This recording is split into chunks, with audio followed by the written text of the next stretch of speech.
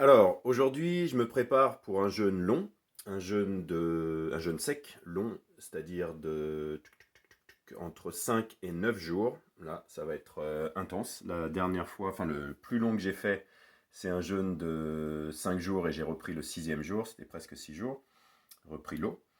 Et donc là, je me lance pour 5 à 9 jours.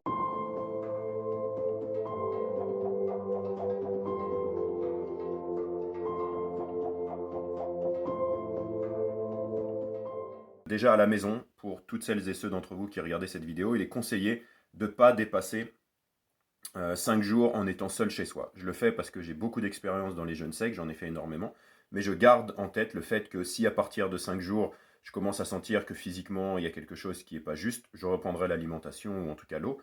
Mais je me dis que je peux pousser jusqu'à 9 jours. Dans ma tête, 7 jours, 9 jours, on verra ce qui me paraît juste. Et pour préparer ce jeûne, je vais nettoyer les intestins et nettoyer le foie. Le mois dernier, j'ai fait un jeûne sec et un jeûne de jus, une cure de jus de fruits.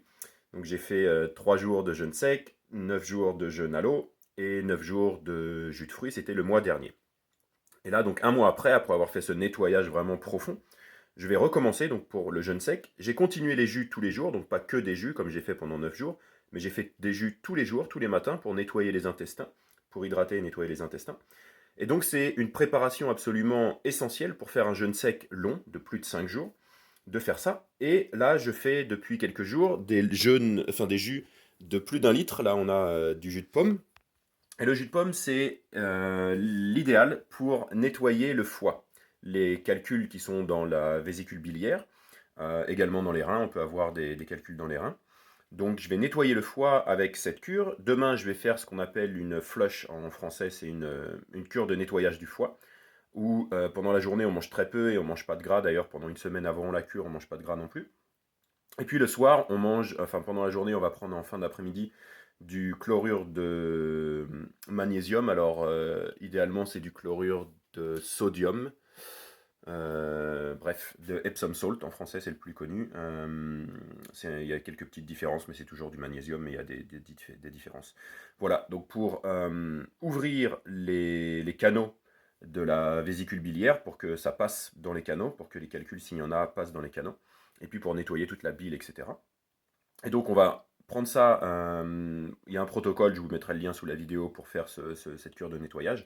Mais sinon, de manière très simple, voilà, on fait ça, on prend ce chlorure, le magnésium, et puis on va prendre un grand verre d'olive, de jus d'huile d'olive, que je conseille absolument pas le reste du temps, mais pour cette cure, c'est comme ça, on va donner une grosse quantité de gras au foie, et ça va permettre au foie d'expulser toute la bile et les calculs, s'il y a des calculs également dans le foie. Voilà. Donc après avoir fait cette grande préparation, avoir bu des jus de pomme, comme je vous dis, pendant plus d'un mois, ça a permis, s'il y a des calculs, de les dissoudre. Et puis, ça va permettre de les évacuer avec cette cure. Voilà. Donc on va mélanger du jus de pamplemousse avec de l'huile d'olive, une grosse quantité, un gros verre. Je vous mettrai, comme je vous dis, le protocole. Et voilà. Donc là, je termine aujourd'hui mon dernier jour d'alimentation classique avec mes jus. Donc là, je suis en train de préparer. Voilà, donc le petit jus du matin, absolument délicieux, avec des pommes vertes. Donc ça, c'est vraiment, ces pommes-là, c'est l'idéal pour faire la cure de jus. Donc ça, parce qu'il y a, je sais plus quel acide malique peut-être. Pas sûr à 100%.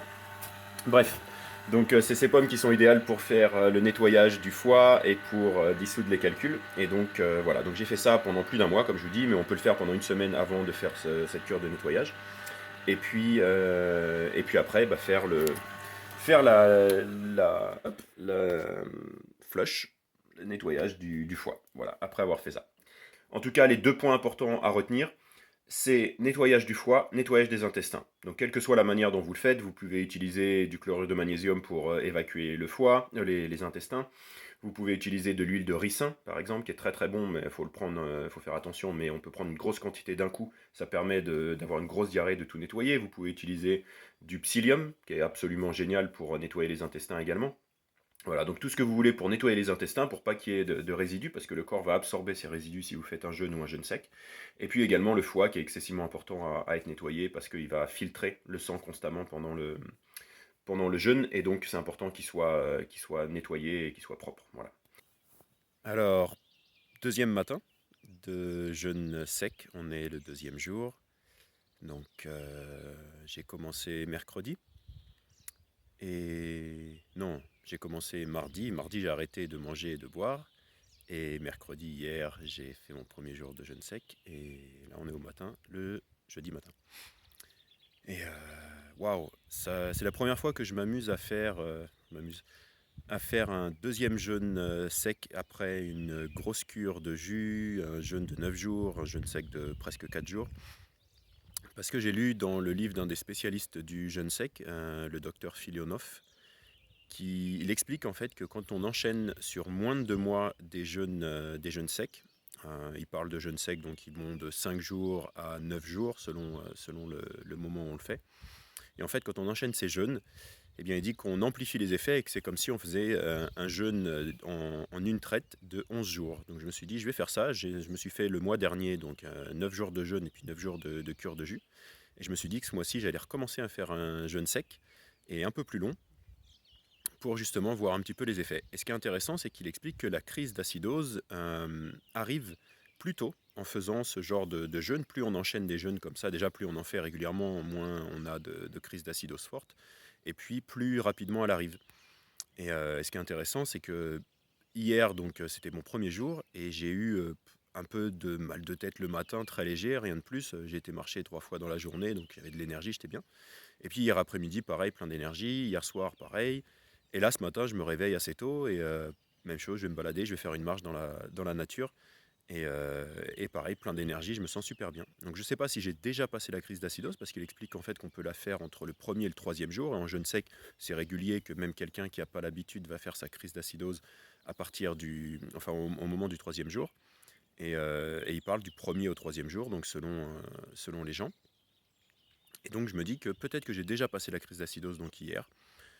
Ce serait étonnant, mais ça peut, hein, puisqu'il le dit, c'est possible. Et vu que j'ai fait quand même beaucoup de jeûnes secs ces derniers temps, et puis que j'en ai fait un long jeûne le mois dernier. Voilà, donc je pense que c'est ça. Et mis à part ça, eh ben, c'est super bien. Et là, je me lance le défi de dépasser mon nombre de jours de jeûne sec. Alors, c'est pas vraiment un défi, c'est juste que par rapport à ce que j'ai lu et étudié sur le jeûne sec ces derniers temps, je me suis rendu compte que eh bien, de faire un jeûne encore plus long en jeûne sec, c'était beaucoup, beaucoup plus efficace. Donc, je me dis pourquoi pas. Donc, je vais faire ça. Voilà. Donc, je vous tiens au courant. Je vous fais une petite vidéo régulièrement pour vous dire comment se passe ce jeûne sec, pour vous donner des petites infos comme ça ici et là qui peuvent vous aider, vous inspirer à faire un jeûne sec, et puis un retour d'expérience pour savoir un petit peu ce qu'on traverse quand on fait ce type d'expérience. Voilà. Donc je vous dis à tout de suite dans la suite de cette vidéo.